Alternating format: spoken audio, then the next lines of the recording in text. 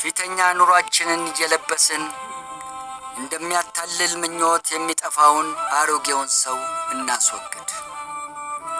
ለእውነትም የሚሆኑ ጽድቅን፣ ቅድስና እንደ እግዚአብሔር ምሳሌ የተፈጠረውን አዲሱን ሰው እንልበስ። ውሸትን እናስወግድ፣ እርስ በርሳችን ምሳሌ ሆነናልና። ከባልንጀሮቻችን ጋር እውነትን እንነጋገር፣ እንቆጣ፣ ኃጢአትን ግን አናድርግ። በቁጣችን ላይ ፀሐይ አይግባ፣ የዲያብሎስም ፈንታ አንስጠው። የሰረቀ ከእንግዲህ ወዲህ አይስረቅ። በዚያ ፈንታ ለጎደለ የምናካፍለው እንዲኖርልን በገዛ እጆቻችን መልካሙን እየሰራን እንድከም። ክፉ ቃል ካፋችን አይውጣ።